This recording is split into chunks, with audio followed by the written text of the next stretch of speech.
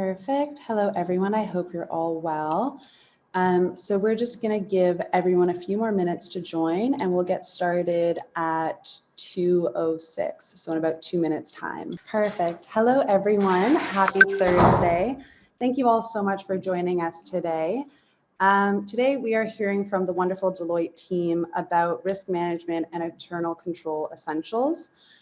Before I hand it over to their team, I'm just going to ask everyone in the audience, at the end of the session, we will have a Q&A period.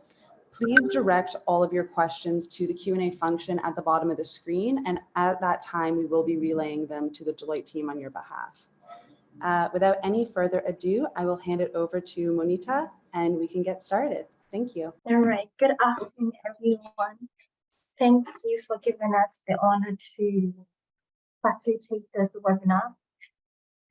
We are very excited about it, and we hope it's going to be insightful and we'll all leave here with something, some added knowledge.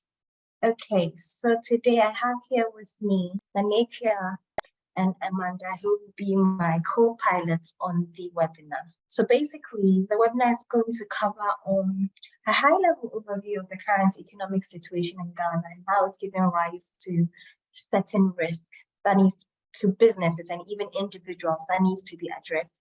We'll talk about the definition of risk management and the processes involved, talent risk management and failures of risk management programs. And in recent times, we keep seeing in the news, hearing on the news, seeing it in the papers, that talk about the debt restructuring program, the tax hike, which is the introduction of new taxes and amendments to the current taxes, and even the hyperinflation that is being faced in Ghana, which has led to staff attrition. These have all, in a way, increase the cost of production or expenditure for businesses. It's reduced consumers or clients' purchasing power. And that has even resulted in what we call the brain drain, which has led to people fleeing the country to greener pastures, for lack of a better word. You find people with high skills or talent leaving businesses or even losing talent to competitors. And these are all impacts and risks that have impacted businesses that need to be addressed, that needs to be on our radar to enable businesses to remain viable. So in talking about all of this, then there's very important, and you need to know what risk is. So when we talk about risk, it has to do with the likelihood of a negative effect impacting a business, not necessarily the event that has already materialized, but the likelihood or the potential for a negative event to impact a business. So in talking about risk, it's important to know certain terminology such as risk capacity, risk appetite, and risk tolerance. When we talk about risk appetite, it has to do with the risk that's within the bandwidth of a business, that the business is willing to assume. When we talk about the risk tolerance, it's the risk that goes a little beyond the business's risk appetite, that they are willing to endure. And the last being the risk capacity, is the maximum amount of risk that an organization can take to remain viable. And there's even another one that has to do with risk velocity. It has to do with the speed at which a risk can impact a business, that the speed at which a risk can crystallize or manifest in a business. Moving forward, there are certain risk classifications. Here we have about 4 of them. It's not cast in stone. Some organizations may have these 4 pillars. Others may break these pillars down into subcategories. So these are strategic risk. We have financial risk, operational risk, and legal risk. And these risks at the strategic level are related to changes in the business environment. They talk about there are risks that are related to the governance structure of the business, research and development, major initiatives, financial risk, when we talk about the debt restructuring program, and even the forex risk that's impacting businesses in Ghana, even the financial risk, the market liquidity and credit risk. Operational risk has to do with has to do with human capital, it has to do with information technology. Mind you, some other businesses, instead of putting IT or information technology and cyber risk under operational risk, we have a standalone cyber risk. And lastly, we have the legal and compliance risk that has to do with the regulatory sanctions that may materialize and lead to losses to a company or a business. So we previously talked about risk appetite. So in managing risk or in risk management practices, it's important to have these things in mind, in the sense that in developing a risk appetite, it is not right to have it to be too granular or have the board serve as risk managers. When the risk is too granular, it becomes overly complex, it leads to micromanaging, or there's even excessive reporting, and an unnecessary amount of time is used in that. And on the other spectrum, we have risk appetite statements that are too vague, and they lack sufficient risk management oversight or lack the right risk diversification. So it's important to find a fine balance in the sense that your risk is aligned to the business and it is calibrated. In this sense, your risk should be clear and concise. It should be conducted in a comprehensive manner. It should be integrated in your risk management and strategic planning, and it should be regularly monitored and reviewed. So we'll move on to talk about the risk management and the processes involved in risk management. I'll hand over to Amanda to take that. Hello, good afternoon, everyone. So my name is Amanda, and I'll be taking you through the risk management process. So first of all, what is risk management? Risk management can be defined as a set of coordinated activities that are directed and controlled in an organization to facilitate risks, sort of to manage risks. Let's put it that way. So risk management is categorized into three broad headings. All the various processes in risk management can be categorized into three broad headings, which is from information to decision to action. Information being that before you are able to analyze risks, you need to be able to analyze what you have internally. That is the processes you are working with as an organization, and also your external environment. When you're able to identify these contexts and the scope of your work, you'll be able to understand anything that is likely to affect your business. You're able to fish out or detect potential risks that are likely to affect your business, and then make a decision as to how you are going to manage it. And then the impact that risk is going to have on the business. When you're able to make that decision, you then take an action, which is to treat that risk or to mitigate it. Risk management has a lot of importance to the business. First of all, it enhances resource allocation. It helps to integrate efficiency into the business. You're able to improve your financial and operational efficiencies. So let's go into the risk management process proper. Risk management process is categorized into three main steps. The first step is to establish the context. That is the scope that the business operates in. From there, you need to assess your risk. Risk assessment comes into three main subheadings, which is risk identifications, risk analysis, risk evaluation. And then the third one is risk treatment. All these processes are coordinated effectively by constant communication and consultation. And mind you, when you are following through this process, you should constantly monitor and review to be able to track the impact of these risks. The first step of risk management is establishing the context. What do we mean by establishing the context? Establishing the context is understanding our organization, our people, our activities, and the processes that we operate in. And these processes come in the form of our internal and our external environment. We need to understand how we operate internally, the factors that affect us, our business plan, our organizational structure, and many other factors. Evaluating the internal context has to do with understanding our organizational objectives. As I said earlier, you need to be able to understand why we are working, what do we intend to achieve, which policies guide our operations, and then business plans, our organizational performance indicators, even our SOPs, which are our standard operating procedures. All these come to play. We need to understand these very well to be able to detect any risks that are likely to come up during our operations. Establishing the context, evaluating our external environment. External environment has to do with factors or influences that are coming from people or organizations outside our business. These factors can be categorized into the PESTLE or PEST analysis, which is a risk management analysis. The PESTLE talks about political, economic, social, technological, legal, and then ecological. And PEST also talks about the same thing. These factors tend to influence our businesses one way or the other.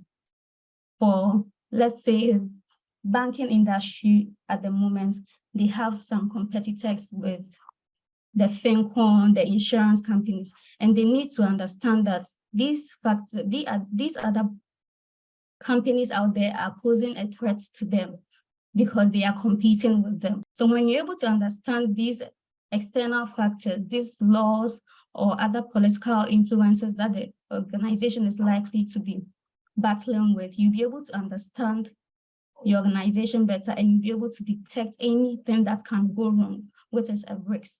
Risk assessment then comes in after identifying or establishing the context, which is understanding your organization. When you're able to understand your organization, then it becomes very easy for you to identify any potential risks. Risk identification is basically a deliberate attempt to detect risks. So you can be able to detect risks when you understand your processes.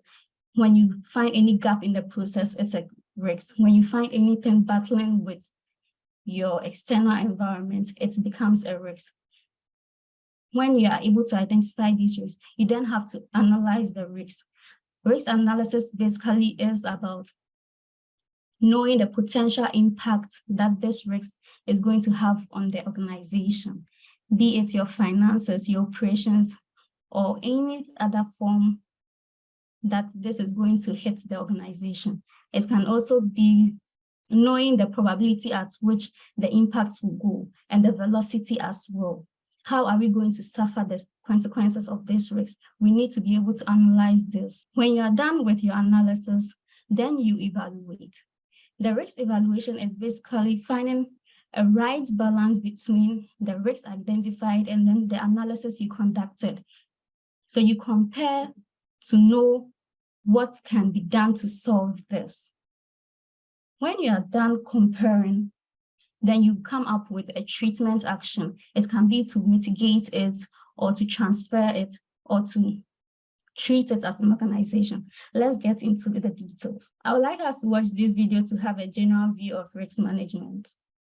And so as we continue with the presentation, we would like to look at the various risk assessment methods. Now, as an organization, there are various types of risk assessment that may be conducted, and these are executive, that is done at the entity level, management level, and then we have functional, which is the departmental level, and then the process, which comes with the business unit. The process ones can be done every 3 years to be able to assess the risks that are involved and then take precautionary measures to safeguard the organization. The functional ones can be done every 2 years, and the executive, that is the entire entity, can be done every year, which is annually. When you're assessing the risks, you need to come up with some deliverable, which is completing a risk profile or a risk register. Risk register basically is a document that you put down all your risks identified, and then you also put down the risks, the impact it is going to have on the organization, and deadlines for action plans you have put in place. So anytime you are able to cross-check or sort of mitigate that risk, you go back and update the risk register. Identifying risks. Risks can be identified in so many ways, but these are some common ways of identifying risks in an organization. You can hold interviews with stakeholders to deliberate on processes in the organizations, and then finding ways to improve or detect risks. You can also have due diligence exercise on clients to create some awareness and then get feedback from clients to know some potential risks that may impact the business.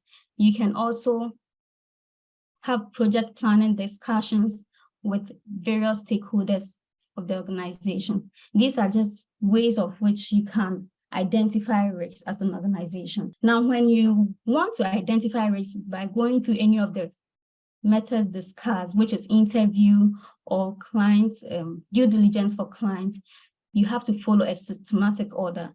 The first is you prepare an agenda for the workshop. You send a briefing to anybody supposed to attend or any stakeholder. You ensure that they understand the agenda and then they know what the meeting is going to be about. The next on the agenda is that you have to know that you need some skills on the team, people that will be able to deliberate on the issues and come up with risks that will be there should be people on the team that will know which risks are likely to affect the organization. And then when you're able to detect all these risks, mind you can also have some opportunities in there. It's not the matter of just identifying risks. There might be other opportunities that you can also grasp there.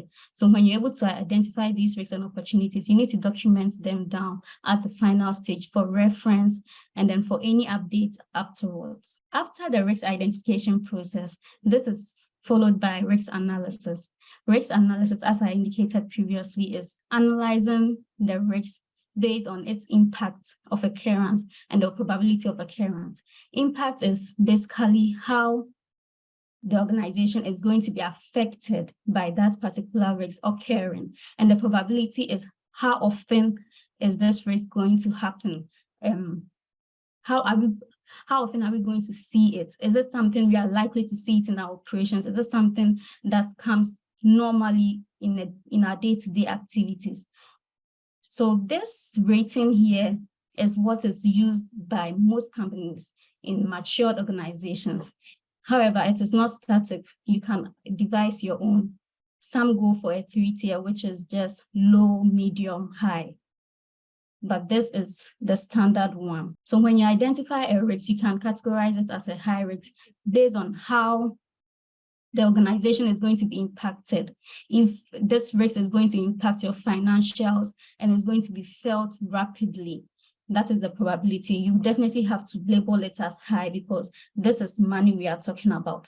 If it's something that you can do away with and it's not going to affect anything, it is not occurring so frequent, then it can be low and rare, and then we can just put it aside and not really take some serious treatment. But ideally, it should still go into your risk register, and then you should monitor it.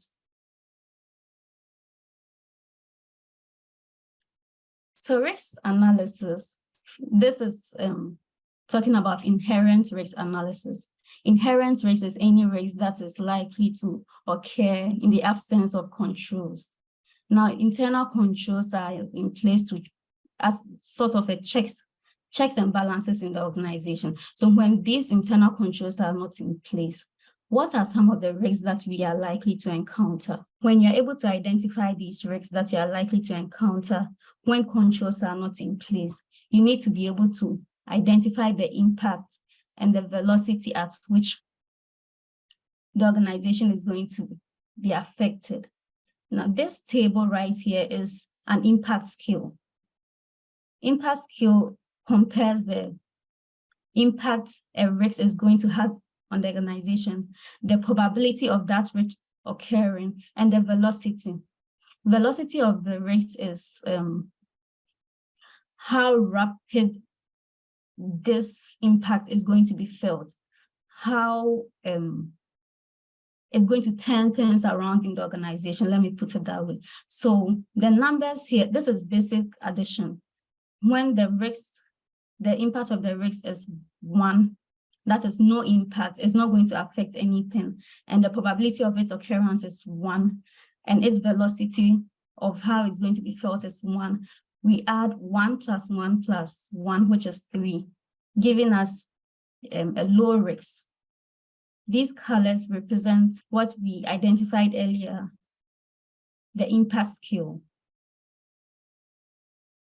So as an organization, you should be able to create something like this so that you can be able to monitor your risks from time to time. And if one risk moves from one impact to another, you should be able to reflect it on your scale so that it aids you to monitor the risks. Residual risk is the opposite of inherent risks. Residual risk is when we consider the effectiveness of controls. This time, controls are in place. This time, the organization is having some checks and balances. There are some rules, there are some SOPs in place. So when there is control in place, we have to reassess the risks to be able to identify the actual impact it's going to have on the organization. When the control effectiveness is effective, that is, everything is in place, the checks are working very well, and then the inherent risk is very low. It's likely not going to have any impact on the business because we are doing everything well. So this is a very low risk. But when the control effectiveness is minor, there are some little deficiencies in our controls, and then we have a very low inherent risk. It is also going to be low. So this is how we analyze this scale here. This is also a deliverable for risk management. You can compare your inherent risk with your control effectiveness to be able to know the rate at which your risk is going to impact the business. Now, the third stage of risk analysis, risk assessment is risk evaluation. Risk evaluation, as I indicated earlier, is finding a right balance between the risks identified and the analysis done. This includes comparing the risks against predetermined criteria to determine their net effect, thus specifying the significance of the risks to the organization's objectives. So when you're evaluating risks, you are basically putting together the analysis you've done together with what you have set for the organization. That is the capacity, the appetite, and the tolerance you have set for your organization. You compare those two to be able to evaluate the risk efficiently and effectively. Risk treatment. Risk treatment is basically finding ways to mitigate risks. Now, risk treatment can be in different forms.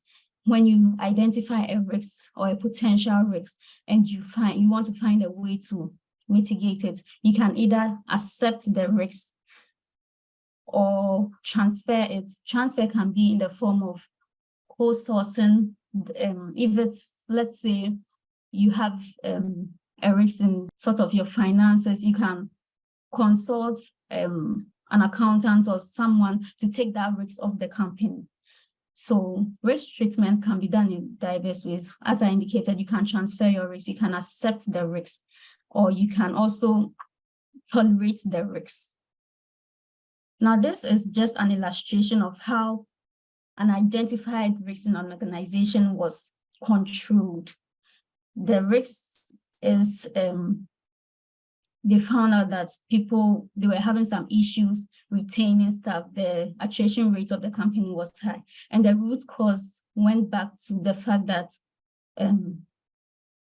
the attrition of the staff was due to some external factors, probably due to inflation or some search for greener pastures or something.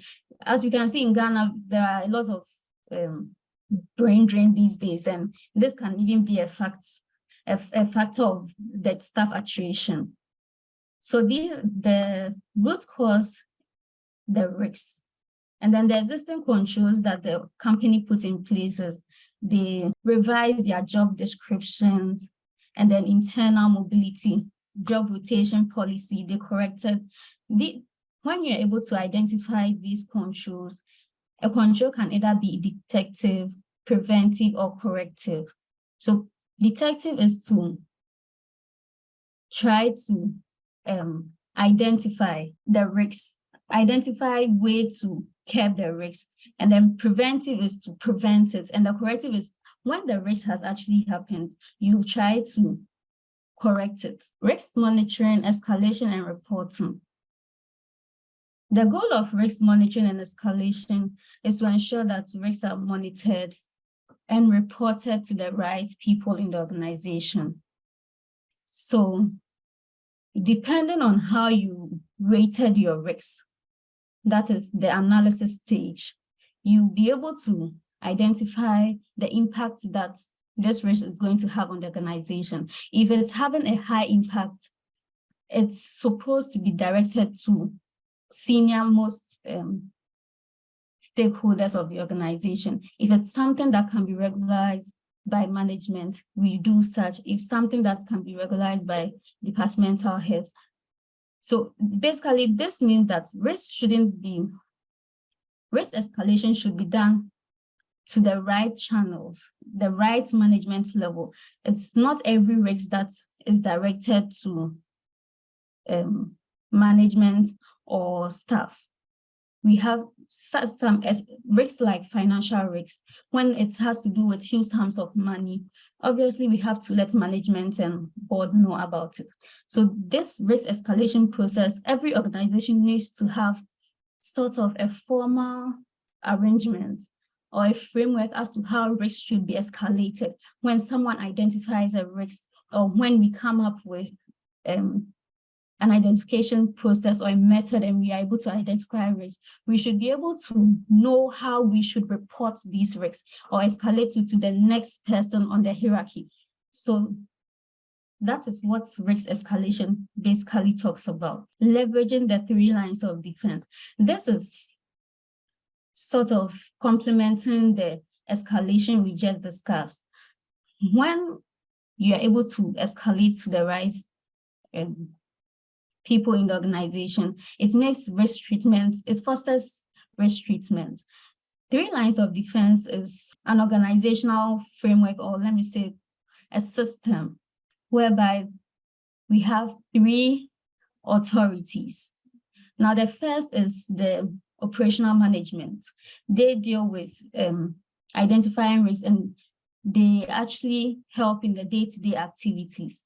And then the second line of defense is actually there to monitor. They comprises of the compliance and risk management team.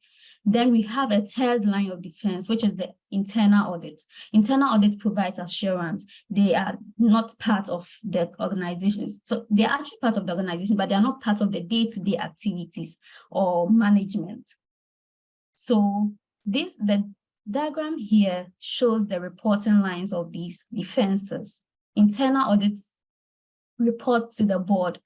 The operational management reports to senior most management, and the second line also reports to senior most. So we can see some independence here for the internal audit because they are providing an assurance.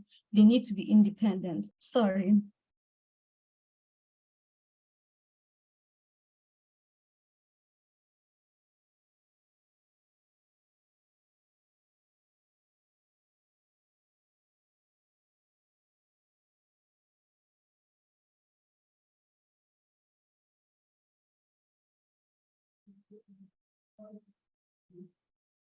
Hello, sorry.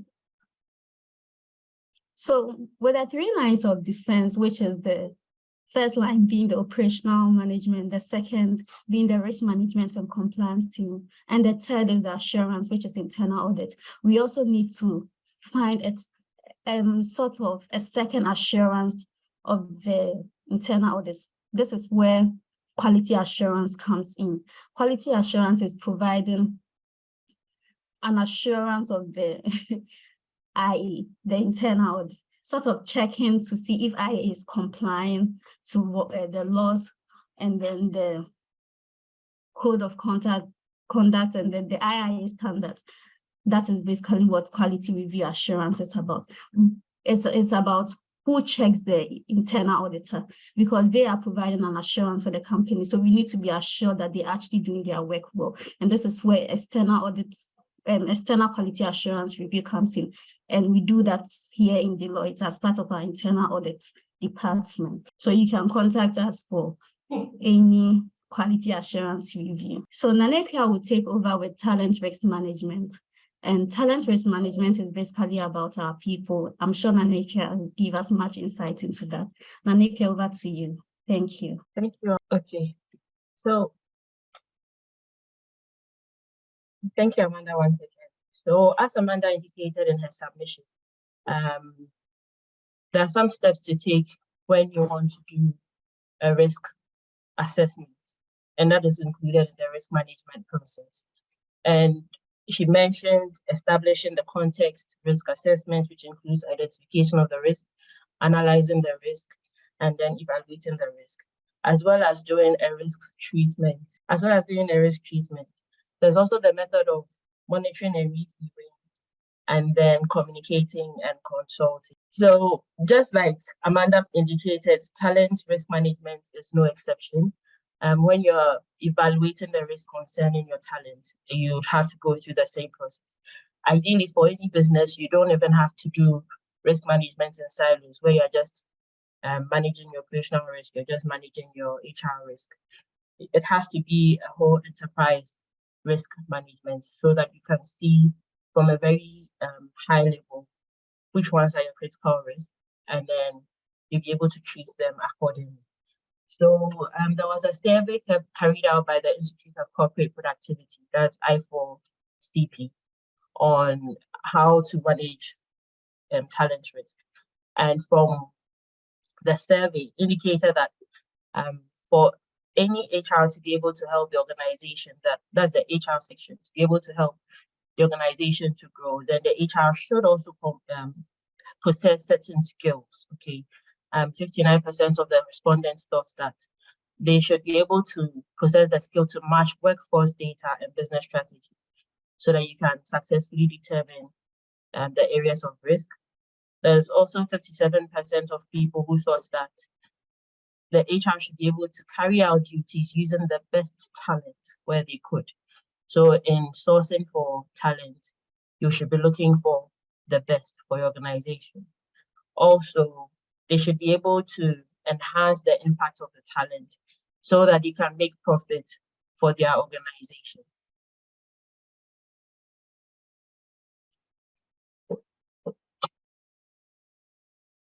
So when it comes to looking out for talent or seeking out talent, there are certain major steps that should be considered before confirming, bringing someone on board as your new staff.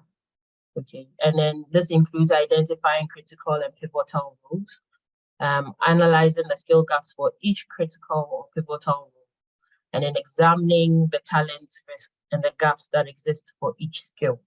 So what the critical role is basically the roles that involve a lot of difficulty, and they are also major contributors to the success of your organization. The pivotal roles, they are flexible. However, they also contribute to the success of the organization. So maybe these pivotal roles, these critical roles and pivotal roles should be identified. And in filling these roles, then you should know what exactly goes into their job mandate or job description, so you're able to hire the right people for the job. Once you're done with that, you should be able to analyze the skill gap. Okay, so for each role, for each critical or pivotal role, you want to know how many people do you have currently that are able to fill that space? Would you have to go out to outsource? That is if there's a chance for promotions, or you'd have to train the staff that you have to be able to fill these roles, because mind you, these are very important roles, and without them, the success of your business is at a risk. Okay, then now you come to examining the talent risk and the gap that exists for each skill. So you want to know who your high performers are. What is their secrets to how they perform in the business? What can you do to retain them? Because lately, staff attrition is very high risk for most businesses because of COVID-19. I mean, the impact was great, depending on where you find yourself. But when it comes to talent, a lot of people left their businesses because now there's a shift in vibe. Some people have now come to realize that it's not just about the money. They want comfort. They want an organization that cares about their well-being, their mental health, and stuff like that. So a lot of people left the big organizations, which left a very big gap in the organizations. Hence, I mean, if you come to Ghana, a lot of people have relocated abroad just because there are greener pastures there. If you change, depending on, then again, the Ghana cedi hasn't been able to beat most of the foreign currencies, that's the US dollar and the pound. So if when you're going and you're thinking, okay, if I have $1,000 or £1,000 and I change it, I'm not even getting close to what I get in Ghana. So why not? So, and we are losing a lot of critical staff in Ghana to foreign countries because of these things. So you want to be able to see how best you can retain your best people. Okay, then you can also include some learning processes or some learning development for your people, so that it's not just up to them for them to pay for all their professional certifications and all of that. These are certain things that will serve as incentives so that they would know that you care about them, and hence they may want to stay in your company. So like I said earlier, there's been a lot of things happening post-COVID, post-COVID-19. And now more companies are embracing remote working. However, there's no intervention that doesn't come with their own risk. So you are embracing remote working. Most of your workers are out there. You don't know what exactly they are up to. You don't know whether they are using their time productively on things that will help your business. Okay, so you want to put in risk mitigation factors that will help your business to be able to thrive, although they are working remotely, although you have flex hours and flex days, maybe depending on which way you want to go as an organization. So there was a survey again by Ghana, and that's the return to work, the workplace. And most companies found their workers pushing for remote working some of the time. Some of them too indicated that they should work remote all of the time. So these are the two highest ones. The rest are flex days, flex hours, shortened work week being the least, with those that actually have descriptions. So things are changing in the workplace, and then as a business, you should be able to change. So like Amanda said, in the risk assessment, this will be an external factor. You may want to consider all these things. Internal as well, because it's your stakeholders are pretty much your staff. So you want to do things that will not jeopardize your business, but you should also be cognizant of the fact that the people that you're working with can make or mar your business. So you also want to meet them halfway so that your business will not be at risk of losing your best people. So like I mentioned earlier, in order to thrive, you have to be thinking about systems that you can put in place to be able to monitor your staff. Okay. You should also be able to have some trust or create an environment that promotes trust and honesty, because without that, you will not be able to mitigate the risk of changing the way you do things or your workplace. You should also be willing to invest in technology. However, technology has its own limitations. So, for example, maybe at Deloitte or in your organization, for example, you know your staff are working remotely.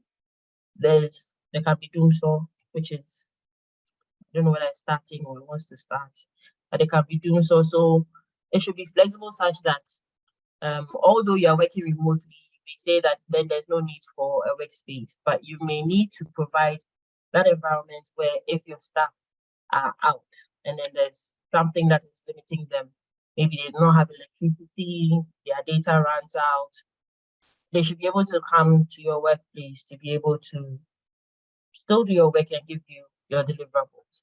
And you're also looking at safety. Remote working, I'm using remote working a lot because that's the in thing for the staff now. You don't know where your staff are working. Maybe before COVID-19, you were using desktops and stuff like that. And now you'd have to give your workers laptops. So what kind of mitigations are you putting in place when it comes to safety of your assets, your organizational assets? You may have to think about insuring all your assets so that that's transferring your risk, okay, because it's in your staff's hands and you really don't know the safety environment around your staff, so that you do not lose out on, first of all, your human resource, and second of all, your digital assets and your hardware. So that's how for organizations they can thrive amidst these challenges. Okay. So basically you have to reimagine the future of work if we want to be able to manage our human risk or talent risk. And you have to embrace uncertainty. Okay, you have to humanize work, you have to rethink necessities, and then you have to change the way you manage your staff. These will all help you to be able to mitigate the risk that has to do with your talent. Because if you're humanizing work, then people, what we've noticed, or some surveys will also let you know that people don't leave organizations, they leave people. So if your work environment is toxic, it may push your best staff away because they do not want to work in an environment that doesn't help them to thrive or to be able to deliver on what exactly they're supposed to do. You have to rethink your necessities. So I mentioned workspace earlier.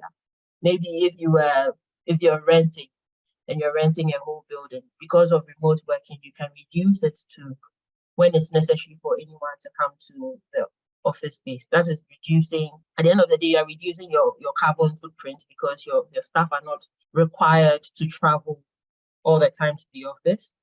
And then you're also reducing your operational cost in terms of rent, because if you do some calculation, the staff actually contribute to about 50% or more of your expenses. So if you can reduce all these things, basically analyze your organization and rethink your necessities, then you can be able to mitigate some risks that you already have. So that's about it for imagining the future of work. So basically, for everything that we've done today, just to put it in context, okay, we've been able to look at risk. Ideally, risk should be proactive rather than reactive. You don't want the risk to crystallize into an event before you now take actions to prevent it or to correct it. Like Amanda said, there are different types of risk. There's or mitigation. There's reactive, proactive, corrective. You don't want it to be an incident before you now correct it. You should be able to be proactive, identify them. That's why you need a risk register, and you should be able to monitor them as well. You should also document your risk management process and align with it, set up the necessary tools, and then train your team as to how to manage the risk. For every area there should be a risk owner, and the person is responsible for monitoring the risk and ensuring that it does not crystallize. And even if it does, that treatment to be able to mitigate the risk. You should, as an organization, you'd have to accurately capture your risk in your risk register. You have to determine the response strategy and focus on the response effort to prepare you for the risk that you are facing as a business. And periodically reevaluate your risk and risk response plans, because things keep changing. So the risk environment may change. And if you are not updating, or if you are not revisiting your risk, then you are not able to proactively manage them and mitigate them as and when they come. So failures of risk management and programs and lessons learned. ERM is enterprise risk management. So what has made risk management fail? There's ineffectiveness. Okay, Monita mentioned earlier if risk management is being done at the board level, then it's too granular. She also mentioned where it's ineffective because it's being done at the grassroots. The whole business, or right from the beginning, the management, to if you're depending on the type of organization you're running, to the last officer, everybody is responsible for risk. Once you're able to train your staff to be able to understand that, then they embrace the risk assessment or risk management process by organization, and it should be driven from the top. Failure to prevent surprises. If you're being proactive, you may not have too many surprises. All the time may spring up on you. If you're being proactive, you'll be able to identify them and then work towards your risk. There's a tree adage. I'll just going to translate it first. Not all of us may be Ghanaians. So if you see your friend's hat on fire, you should get water and put by your side. Yours is not on fire yet, but you should be able to have some controls in place that if you even see a spark, you should be able to treat it immediately so that it doesn't become something else. And there's also false precision. Amanda showed us what the heat map or the impact scale looks like. As an organization, you want to be treating your critical risk, then your high risk, your medium risk, but very low and low you can monitor so that it doesn't escalate into something else. But you should be able to be precise about the risk and treat them according to how high they are. You should be making decisions from, it's not just enough to do your risk assessment and say, okay, we know these are risks. You should be able to make decisions from it, because that is what you have to do as an organization. Otherwise, then there's no value in that. And you should be able to identify which ones need some investment. So if you are not able to identify these little things, then your business becomes a high risk business and you are at a risk of losing everything you've worked so hard for. So I think that's about it for today's presentation. At this point, to take questions if there are any. Thank you. All right, thanks a lot, Nanekia.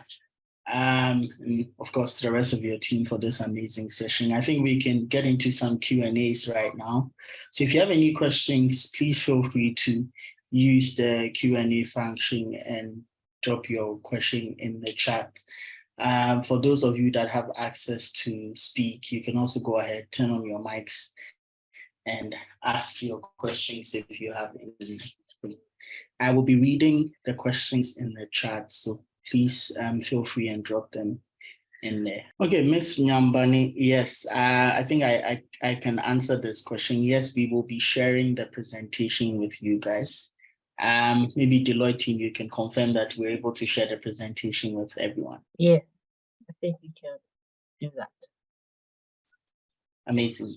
So yes, we will be sharing the presentation with the rest of you. All right, do we have any more questions? So I think there was a question on market deformation, which I have given a lengthy theory to it. However, I just want to chip in something else. So with regards to, just to put everything into full circle, when it comes to risk management per se, there are so many things you need to consider just so you can put in the best mitigation measure or mitigating control to ensure that at least you have properly identified or evaluate the risk and what the outcome is going to be and whether you can live with it or you have done something about it. So, for example, when it comes to the question with regards to market information from partners, employees, and clients, the person asks where it will be classified under,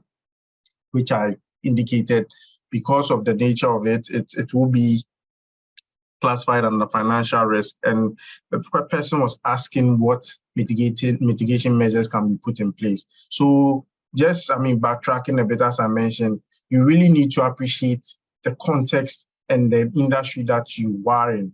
So it's, not every solution can work. It's not an all fit for purpose solution. You would have to, identify your pain point and find a specific solution to that specific pain point. You can't prescribe a generic mitigation measure. So for example, let's take, if you are in the consumer business space and you have a partner that supplies you with, specific product or ingredients for your manufacturing, etc. The question is, if and linking it back to market deformation, if there is some level of monopoly coming in from that third party, it's a matter of, in terms of mitigating that risk, whereby probably you may not be getting the best price. There are so many things you need to consider. Well, maybe the prices are high, but what about the quality? Is the quality something that you are getting from this supplier who's monopolizing the market? If not, and there are other suppliers with similar quality but cheaper prices, it's a matter of you doing your proper search and due diligence to ensure that you have enough sources just so you can do away with the one which you are having issues with. The question is, if you are not really having a big issue with that partner, will the risk will that risk be something very high for you or not? So it's all a matter of appreciating the industry you are in, the kind of risk, whatever you have identified and the impact it will have on your business, and whether you can live with it or you will need to transfer it. And in terms of transferring it or getting a solution to it, what are the best measures you can put in place? And I just described one. So that's basically a chip into this question which was asked. All right, thanks a lot, William. I think there's another question in the chat box. It says, how crucial is a risk manager in a scaling company? Is it something a company can do without? So in a scale-up company, a company which is quite small and trying to scale up to become the best in class, it's all a matter of getting a personnel who understands risk and is able to evaluate the risk to ensure that you have put in mitigating controls or mitigating measures to ensure that these risks, when they crystallize, it will not become an issue for you. So I've seen this a lot of times in some smaller organizations. What they do is they don't have a risk manager per se in place. They have this role is more or less a hybrid role for one of probably the finance person or someone with another compliance role in the business. So you don't necessarily have to get a risk manager, although ideally, if you have a risk manager whose sole purpose will be identifying your risk in the business and trying to, put together mitigating factors as well as reporting and monitoring, yes, that would be a nice to have, but it's all a matter of what do you have in place to ensure that you are managing the risk which you will be facing in your industry and your environment per se. I don't know if that answers the question. Yes, I believe so. If it doesn't, maybe SK, you can send a follow-up. But guys, do we have any more questions? We have a lot of time for questions, so please feel free to drop your questions in the Q&A box. All right, William, so there's a follow-up. It says, and what about internal control? That's a very good one. So as Amanda explained, in terms of having proper safeguards in place for the business, you have to have a 3-line of defense framework in place. The first line is basically at the operational level, at the functional level, or unit level, where the managers of the respective units have their policies in place, which obviously is driven by the board approving such policies and procedures for the units to more or less use in their operations. And usually in those well-documented SOPs, that the operating procedures, standard operating procedures and policies as well, you have controls embedded in the narrative or in the documentation. So at that level, there is some documentation around the internal control aspects required for that process or unit. Now, moving up a bit, you come into the second line of defense. Usually for some entities, depending on how mature they are and how big they are, they have an internal control department or a function, a risk management function, a compliance function as well. So this second line of defense do the necessary assessment, etc. from a risk management point of view. When you have a risk management team doing the risk assessment, etc. The compliance team also checking whether you or the entity is compliant to its policies as well as regulatory requirements. And the internal control department double checking what the units in the first line of defense are actually, whether they are actually operating effectively in terms of the controls which have been put in place. And they do it at a more granular level. Before the third line of defense, the internal auditor comes in to give an assurance of all that has been done from the first and second line of defense. Now, when it comes to internal control, similar to my answer with regards to the risk manager, it depends on how mature you are and how, for lack of a better word, peculiar your business is with regards to the processes. If there are complex processes with the probability of failure in terms of delivery, then obviously you would have to have a lot of internal controls in place to ensure that these processes are done accordingly. However, as I mentioned, it's all a matter of whether you can foot the bill of having a standalone internal control officer in place. What I've noticed in some entities is that they more or less have internal control champions in the various units that they are working with. So they more or less, although at the first line of defense, they more or less assess whether the controls they have put in place are working. That is somewhat not effective because it's like you are marking your own self, like it poses a self-review kind of thing. But once you scale up a bit, you can actually get an internal control person in place to do the internal control assessment of your processes to ensure that you have all the relevant internal controls are operating effectively and are reported accordingly. So that is the answer for internal control. Amazing. All right, I think that answers SK.